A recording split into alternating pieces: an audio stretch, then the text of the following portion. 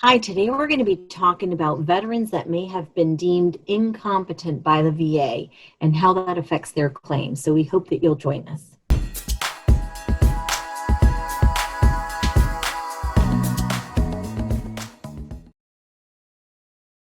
Hi, and welcome back to Hill and Ponton's VA Disability Blog. I'm Natalia Joffrey, the company COO. And I'm attorney Rachel Cheek. Hi, Rachel. Hi, how are you doing today? Good. You're in the office as well. Sure am. Good for you. We like your nice new backdrop. Enjoying the thunderstorm. Yeah, I love it. Still doing social distancing. Obviously, that's why we're doing videos this way. But I'm glad to see you migrated into the office. So I'm assuming you're close to being alone there, huh? Absolutely. It's Yeah. it's a ghost town. Yeah. Well, today we're going to be talking about incompetency, Rachel, and I know that that is sort of a loaded term. So I guess we could just break it down. First and foremost, what is mental incompetency defined as by the VA? Because that's what we're really talking about here. Yeah, so that's very important to define up front. So when you get a finding of incompetency or a proposal of incompetency from the VA, what they're talking about is only the veteran's mental capacity to handle their VA payments. So this doesn't have to do with, their general activities of daily life or, their ability to sign contracts or things like that. It's not the same thing as a finding of incompetency the way that a court might talk about it, but this arises when the VA is concerned that a veteran has mental difficulties that would interfere with their ability to handle their benefit payments. I'm glad that you clarified that because this, when I said this is a loaded term, this is one of those terms that just brings out sometimes the worst in veterans and the fact that they feel as if though they're being told that they're stupid or they think all sorts of things that really aren't what the VA intends when they deem someone as incompetent. But that being said, can the VA decide to label someone as incompetent to handle their money whenever they want? Because I know that oftentimes veterans want to fight this. So can the VA just do this at random? No, they can't just do it at random. They have to have clear and convincing evidence of the incompetency that they're alleging. And so the way that this generally will come up is during C&P examinations for either mental disorders or different conditions that can affect your cognition. So for example, things like traumatic brain injury that can affect the way that you think and process and logic. And things like severe Parkinson's can lead to dementia, which can lead to you not being able to be as on top of things as you usually would be. So it generally just arises when there's evidence in the record, generally through C&P exams, that indicate that the veteran wouldn't be able to handle their own funds or would have difficulty. There's a question on the C&P forms dealing with mental conditions, just straight up asked, does the veteran have the capacity to handle and manage their own funds? So this is something that comes up during C&P examinations. If for whatever reason there was any other kind of evidence that gets put into the veteran's file, so like a legal finding from a court, a legal finding of incompetency, I don't know why that would be in, you just put in your C file at random, but just if it gets filed in the course of the rest of your claims or something like that. What's the procedure? What do they normally do when they have this finding? So if there's evidence in the file that the veteran may be incompetent or doesn't have the capacity to handle their own funds, that the VA has to do is first issue a proposal. Then they have to give you notice. So it'll be similar to any other kind of decision that comes out where VA will say, hey, we've made a decision about your benefits. Hey, we've made a decision about your competency. We made a proposal. VA sends proposals in several different kinds of actions. So I think we've talked before about reduction of ratings. Basically, anything that's going to impact your ability to receive payments or the amount of payments that you're receiving, you're going to have to get a proposal of that. The VA has to let you know before they take the action so that you can do something if you disagree with the proposal. What can the veteran do in response to that? So if you receive a proposal of incompetency, incompetency,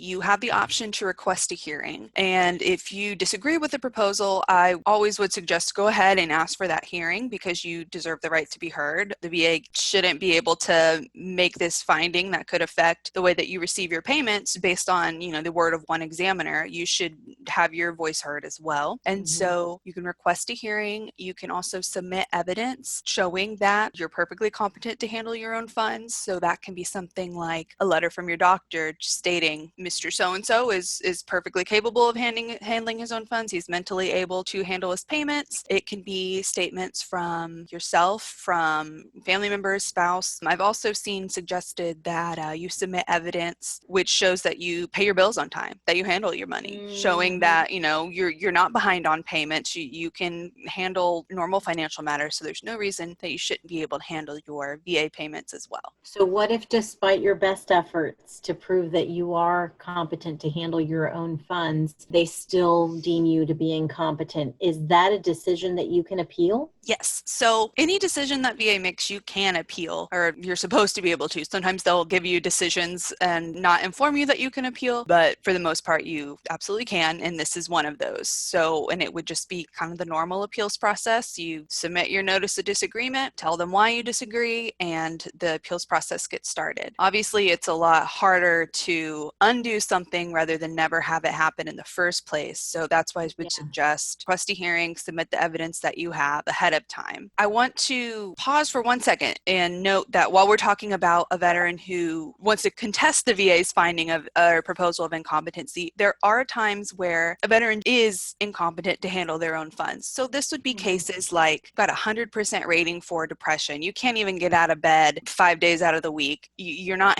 checking your mail. You're not handling your money. You have severe, as we talked about, traumatic brain injury. You're not able to cognitively keep track of all your payments or keep track of the money. Someone else in your family does that. You don't automatically have to fight the finding of incompetency. I've had that happen where we've had veterans who, for example, 100% rating for PTSD, they get proposed a finding of incompetency. You can actually, if you agree with that, you can go ahead and submit a letter to the VA just saying, hey, I don't plan to contest this. I waive, whatever period. There's generally a 60-day period that has to lapse from the proposal to the actual finding of incompetency, an actual decision. So we're talking about basically cases in which the VA is incorrectly assuming that you're incompetent. Right. Sometimes it's not something that you have to fight every time if you agree with it. So, okay, taking us back.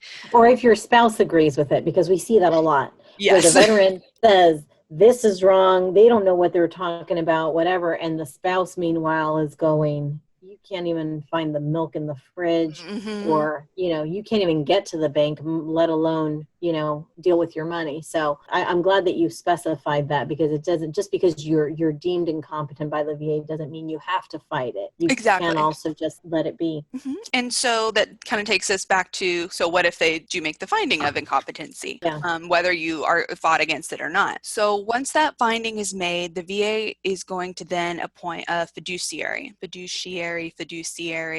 depends, tomato. Person who's going to handle the person who's going to handle your funds. So a lot of times this is going to be somebody like your spouse, somebody, say you've got one of your family members lives with you, takes care of you. It's going to be somebody who's familiar with your day-to-day life. Usually it's someone who's already taking control of your payments to begin with, handling your money, paying the bills, etc. So what the VA has to do is, first they've got to find a fiduciary. Again, usually it's going to be somebody close to you. You can also request that a certain fiduciary be added. So for example, if you're not contesting a finding of incompetency, hey, I don't do the bills, my wife does the bills, I don't touch that to begin with. When you send your request to the VA or your notice to the VA that you're not contesting their proposal, you can also say, I request that the specific person be made my fiduciary. Then, no matter what, whether you request a certain person or not, the VA has a procedure. They'll come out to your home, they'll have an examiner come out to your home and look at what your general environment, they'll interview you, they'll interview the fiduciary, they'll do an investigation on the fiduciary. Obviously, they're not going to want someone who's been convicted of fraud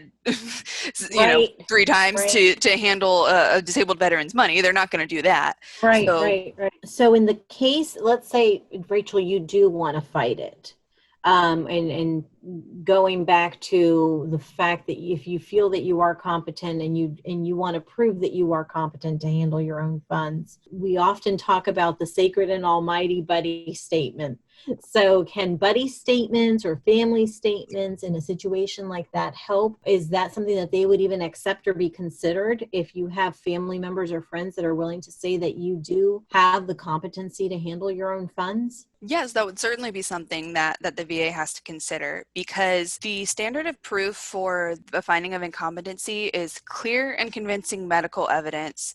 Basically, if there's any doubt at all, the doubt needs to be resolved in favor of the veteran. So you've got one examiner saying, I don't believe this veteran is competent to handle his or her funds due to whichever condition underlies. And then in turn, the veteran in turn submits statements from, his wife, his former coworker, his niece and nephew, all stating, no, this veteran's perfectly capable of handling your funds, providing examples. It definitely helps as far as having people who know you well and have a good understanding of your mental capacity. It always helps to have statements from someone like that. It's not really going to help if they're proposing incompetency now in 2020 and you have a statement from a coworker from 1980. That's not going to help very much. That would help maybe for service connection or something like that. You would want current, up-to-date buddy statements. And again, a letter from your doctor would just be absolutely great if you can get one. Well, speaking along those lines, to try to avoid being in this situation, because obviously if you feel as though you shouldn't need assistance or if you don't want assistance handling your benefits, how can you avoid being considered or investigated for mental incompetency? Is there a way or a recommendation that you would make so that they are not in this position to begin with?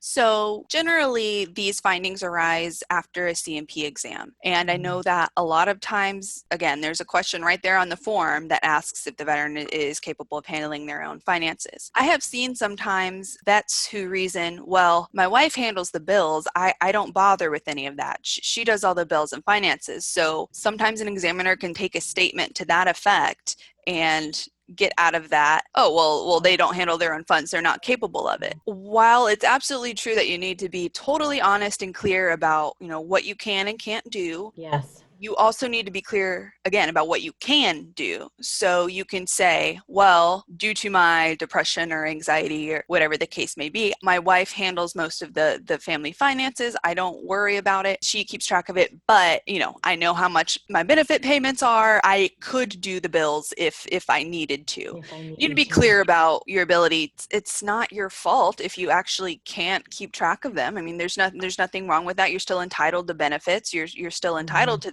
these payments. It's just a matter of the VA finding the best person who can make sure that when you're paid the benefits, they go to your care. They don't just, sit or they don't get misused. They want to make sure that these benefits are going to the proper place. And rightfully so. I mean, at the end of the day, these benefits are awarded so that you can take care of yourself and support yourself. And so obviously who they're going to choose to help you do that needs to be competent themselves, right? In every single way. Absolutely.